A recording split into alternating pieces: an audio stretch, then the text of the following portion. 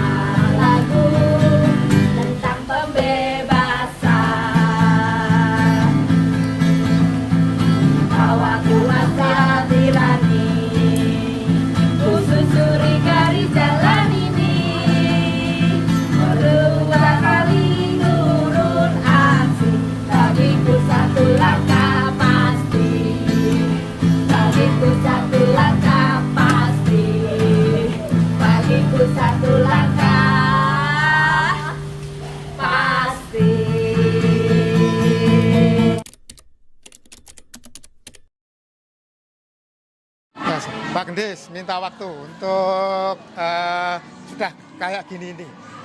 Ketika Mbak Gendis ikut tarian Ratu Adil ini, apa yang Mbak Gendis rasakan? Menurut saya pribadi, seperti yang situasi saat ini terjadi, mungkin dengan kondisi ekonomi yang saat ini sekiranya kayak tidak menentu, mungkin banyak hati para petani, para orang kecil, pedagang, istilahnya menjerit. Tapi dalam arti tidak mampu menyampaikan, dalam hati hanya berpikir kapan ini akan selesai. Oke. Nah, apakah juga tarian Ratu Adil dengan lagunya, teksnya itu mewakili perasaan atau pengalaman Mbak Gendis sebagai pekerja migran? Sebagian kecil ada. Mungkin ini cerita lama. Saat saya pertama datang ke Hong Kong. Ya, selain karena mungkin peraturan juga berbeda ya. Saya datang ke Hong Kong itu tahun 2000. Di sisi lain saya memang di PT hanya sebentar. Jadi untuk pembekalan dalam arti bahasa itu sama sekali belum saya dapat. Terus soal pengalaman kerja, saya pun belum pernah mengalami namanya ikut kerja ke rumah orang. Jadi benar-benar saya saat ke PT, masuk ke PT itu, saya di PT 20 hari itu saya sudah dapat majikan. Antara senang dan takut. Sedangkan saya bahasa sendiri belum mengerti. Di PT itu 20 hari ya, 20 hari saya dapat majikan. Saya terpaksa di PKL kan karena saya belum pernah punya pengalaman kerja di rumah tangga. Jadi saya ditarik, diikutkan ke yang punya PT untuk dipekerjakan di rumahnya. Di situ saya berapa minggu visa saya turun. Jadi mau nggak mau saya harus masuk ke PT. Kembali ke PT menyiapkan apa sesuatu yang mau dibuat terbang ke Hong Kong. Tapi untuk masalah kayak bahasa, jujur saya sama sekali tidak, yang dalam artinya masih nol. Mungkin hanya bisa berkata caosan, sekvan, singsang, hedai, itu aja. Terus saya terbang ke sini. Di job kerja saya itu menjaga bobo. Awalnya saya kerja itu seperti yang ada di job. Kebetulan majikan saya kan pekerja jualan di pasar, jualan sayur. 1 bulan, 3 bulan saya disuruh siang ditambahi kerjaan untuk masak, dibawa ke pasar untuk makan siang mereka. Tapi selang beberapa bulan dia ngomong, saya mau ngambil lagi pembantu satu lagi dari Indo. Nanti saya ajak ikut ke pasar. Terus yang satunya suruh jaga bobo sama bersih-bersih rumah. Dalam hati saya mau menolak, tapi dalam sisi lain saya memang belum fasih bahasa. Jadi mau menyampaikan itu cuma gimana. Terus saya secara komunikasi saya juga terbatas dengan teman-teman yang ada di sini. Mungkin ya karena kayak dulu itu kan nggak ada HP, pakai telepon rumah, jadi nyuri-nyuri. Terus akhirnya saya ngomong ke agen, gimana ini saya kok disuruh kerja di pasar. Agen sendiri juga bilang nggak apa-apa. Akhirnya dengan rasa takut saya nurut, takutnya saya diterminit atau gimana. Memang itu pengalaman saya baru pertama kali di Hong Kong.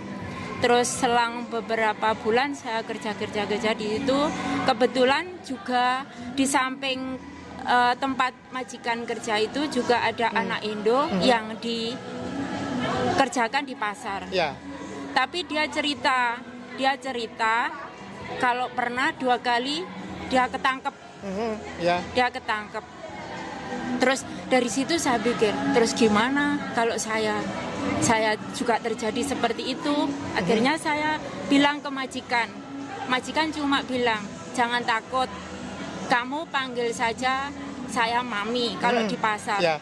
Jadi kalau saya kerja itu nggak boleh pakai sarung tangan, nggak boleh, sama sekali nggak boleh. Jadi kalau nanti ada pemeriksaan kan itu kayak pakai abu-abu itu, polisi pasar itu, kan saya disuruh berlagak seorang pembeli.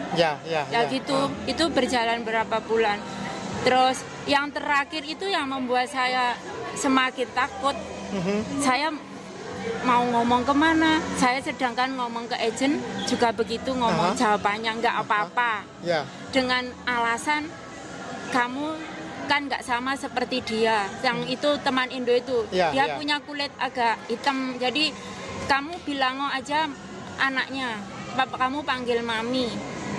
Kamu kan punya kulit agak bersih, jadi kamu seperti orang Cina, katanya gitu. Tapi dalam hati, loh ini loh larangan, bener-bener larangan. Tapi kenapa kok agen sendiri kok nggak melindungi anaknya, istilahnya kan anaknya toh saya, kok dibiarkan seperti ini. Terus selang beberapa bulan akhirnya saya jalan lah. Lebih takutnya lagi itu teman yang Indo itu ketangkep di pasar, saya lihat sendiri. Dia langsung dibelikan tiket, langsung dibawa ke imigrasi Hongkong, diterbangkan ke Indonesia dengan status backlist. Dari situ aku bergejolak, saya ngomong saya nggak mau kerja lagi di pasar gini-gini. Jawabannya tetap sama, nggak apa-apa. Nggak apa-apa. Terus saya ngomong, akhirnya satu-satunya jalan saya mau habis kontrak.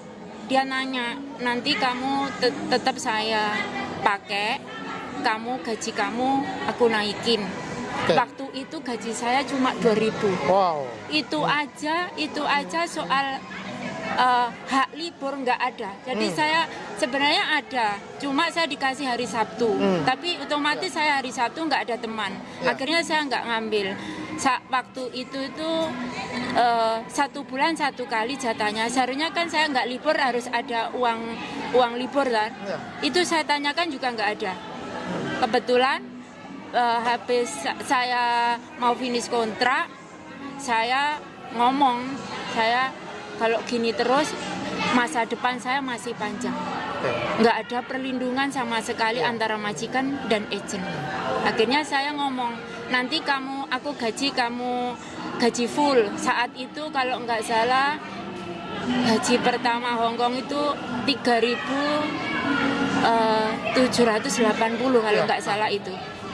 Aku cuma iyanin, tapi kamu jangan ngomong ke agent kalau nanti aku kasih 4.500. Tapi kamu sama sekali nggak saya kasih libur. Dari situ saya memang berpikir, saya dapat uang segitu besar, 4.500 saat itu 1 bulan sekitar kurus masih rata-rata ya, sekitar 4,5 juta Indonesia. Tapi masa depan saya masih panjang. Akhirnya saya ngomong jujur, saya nggak kerja, saya mau pulang Indo. Kalau kamu mau saya di sini kamu kasih hari libur minggu, saya mau tambah dengan alasan saya jangan dipekerjakan di rumah, di pasar. Seberapapun gaji saya tetap mau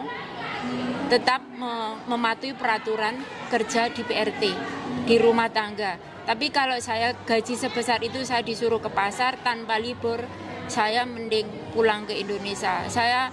Keluarga saya nyuruh saya pulang. Sebenarnya itu hanya suatu alasan. Saya pulang. Finish kontrak, saya pulang ke Indonesia. Sampai di Indonesia, saya masuk lagi ke PT, saya proses lagi ke Hongkong. Iya. Jadi perjuangannya itu memang seperti lagu Ratu Adil itu terasa. Iya, memang nggak ada. Saya sama sekali merasa nggak ada antara majikan sama kalau majikan ini memang berkuasa soalnya bayar hak dia mau diapain nggak dia. Cuma seperti agent itu kenapa kok nggak mengasih perlindungan untuk anak buahnya. Seharusnya kan itu pelanggaran kerja di luar seperti jualan atau apa itu memang pelanggaran. Tapi kenapa kok agent tetap ngasih? Hanya itu. Terima kasih Mbak Gedis ceritanya perjuangan Ratu Adil. Mbak Lin, menjadi bagian penari dari Ratu Adil, Mbak Alin sudah baca teksnya? Maksudnya teks lagunya dari Jogja Hip Hop Foundation. Apa yang mengesan dari teks lagu itu kalau seingat Mbak Alin? Kalau menurut saya itu itu kayak penindasan gitu loh Pak. Maksudnya kayak orang kecil itu dipaksa oleh kekuasaan untuk menyerahkan segala kepunyaannya. Nah, terus berharap ada suatu mujizat lah, keajaiban seseorang yang datang untuk menolong, untuk membebaskan dari penindasan itu gitu. Menurut saya seperti itu sih. Betul. Nah, apakah Mbak Alin punya pengalaman dengan itu selama menjadi pekerja migran? Apakah pernah mendengar atau mengalami sendiri merasa ditindas? Saya pernah sih. Gimana? Ya, kan saya di sini cukup lama ya, Pak. Iya. Jadi sudah seringkali berganti-ganti majikan gitu. Iya. Jadi pernah merasakan ada ketidakenaan lah Iya, di iya. sini. Sudah beberapa kali itu ada beberapa majikan itu yang menurut saya itu mungkin kalau secara fisik sih nggak sampai kita ditindas, dianiaya tidak, iya. tapi secara mental. Nah, secara mental itu benar-benar tertekan, benar-benar down itu pernah. Itu pernah. Pernah ya? Ya, pernah. Kalau dalam proses bagaimana Mbak Alin menganggap bahwa harusnya pemerintah Indonesia itu melindungi saya, apakah Mbak Alin merasakan dilindungi Kalau oleh pemerintah Indonesia, entah lewat perwakilannya di sini KJRI atau dalam proses sampai di Hong Kong menjadi pekerja migran? Kalau pemerintah sebenarnya hadir sih ya, Ya, tapi ya. kalau untuk saya secara pribadi itu mungkin saya belum perlu gitu loh. Maksudnya masih bisa mengatasi Sendiri. kesulitan saya sendiri itu masih oke. Belum sampai yang harus pemerintah itu turun tangan. Mungkin kalau sampai ada kekerasan fisik mungkin ya itu wajib lah pemerintah itu melindungi kita gitu. Iya, iya. Tapi kalau di sini kan juga kita diberi kesempatan juga kan, kalau misalkan ada penindasan atau kekerasan fisik atau verbal mungkin itu kan kita mungkin dari tahap pertama kita curhat dulu ke teman, Ya, mungkin ya, ya ada betul. solusi gimana gitu. Nanti kalau nggak bisa ya ke agent, itu baru kalau mungkin agent nggak bisa kasih solusi mungkin ya ke KJRI mungkin seperti itu. Oke. Ya gitu Jadi, sih menurut saya. menurut Mbak Alin, tarian Ratu Adil dengan musiknya, dengan syairnya itu mewakili. Ya pengalaman. mewakili sih. Untuk kita kaum migran di sini mewakili Ya, sih oke. ya. Kan banyak juga kita teman-teman di luar sana yang ada yang ketidakadilan di kalangan buruh migran itu Ya, banyak. banyak. Ya Oke. banyak. Kalau kita ya puji Tuhan lah Masih aman-aman. masih aman-aman saja. Oke, terima kasih Mbak Alin Ya. ceritanya.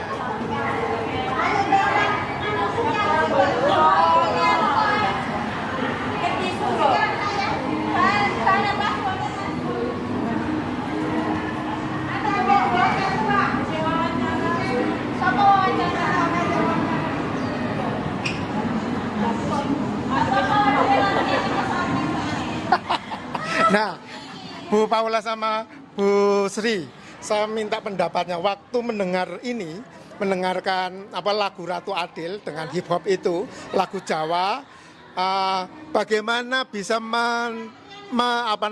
keluar gerakannya, Ibu semua penari sebagai koreografer menciptakan ini gimana kemarin? Karena saya mikirnya kan saya dengerin seluruh lagunya itu bagaimana. Terus ada part-part tertentu dari kita pingin mempunyai suatu kebebasan. Oke. Pingin kita freedom gitu kan. Ya, ya. Jadi sesuai dengan masyarakat kita sekarang, kan dari susah kita pingin keadilan tapi nggak dapat gitu Ya, kan. Dari part-part itu kita juga melihat orang-orang kaya itu, orang-orang kaya yang semena-mena pada kita itu. Terus jadi terciptalah yang drama tadi itu. Terus habis itu sebenarnya kita tetap menginginkan, tapi kita masih mencari-cari di mana itu suatu gerakan ini tuh mencari. Mana sih keadilannya gitu kan. Oke. Ya. Terus habis itu kan kita benar-benar mengharapkan siapa yang akan datang gitu loh. Kita masih mencari gitu, menunggu. Akhirnya datanglah itu. Siapa sih si Ratu Adilnya itu. Lah ini perannya ratunya siapa? Bu Sri atau Bu Paula? Sri Kandi. Oh, Sri Kandi. Iya, Oke. cakilnya. Oh. Makanya kita panggil saja. Nah, kalau dalam ini tarian ini jahatnya di mana sih Bu Sri? Jahatnya gimana ya? Ada dari lagu Ratu Adilnya sendiri itu jahatnya gimana? Kalau pengen ngobrak-ngabrik aja gitu. Pengen gimana ya? Pengen saya nggak bisa ngomong. Tapi bisa mengekspresikan. Oke, nah kembali ke Bu Paula. Apakah memang tarian Ratu Adil ini seperti tadi Ibu katakan itu mewakili yang sekarang situasi masyarakat di Indonesia? Iya. Memang kita perlu itu dan mengharapkan itu. Oke. Bahwa akan datang keadilan. Iya, pasti suatu saat nanti. We hope. We hope. Oke. Dan juga untuk teman-teman pekerja migran. Yes. Oke. Ya. Okay. Terima kasih. Terima kasih.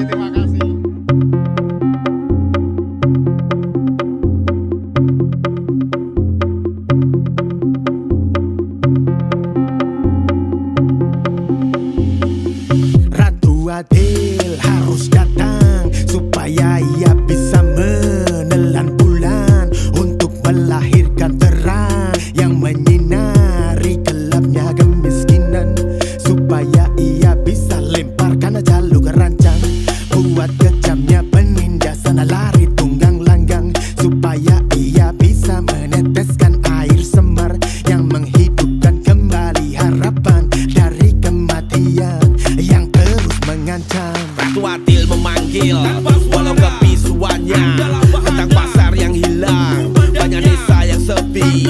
Ketika derita makin bertambah, sampai akhirnya sepi itu pecah menjadi sebuah perlawanan dengan senjata tombak harapan. Ujung bilahnya tajam, siap-siap ditikamkan pada penindas yang kejam, bagaikan macan kelaparan. Ketika Ratu Adil datang, kaki pun bisa menjadi bahasa. Diletakkan kakinya di atas meja, berkata pada tua dan nyonya, kita anak Adam, sami-sami, tiada rendah, tiada tinggi, barat dan timur itu sami, miskin dan kaya sami-sami.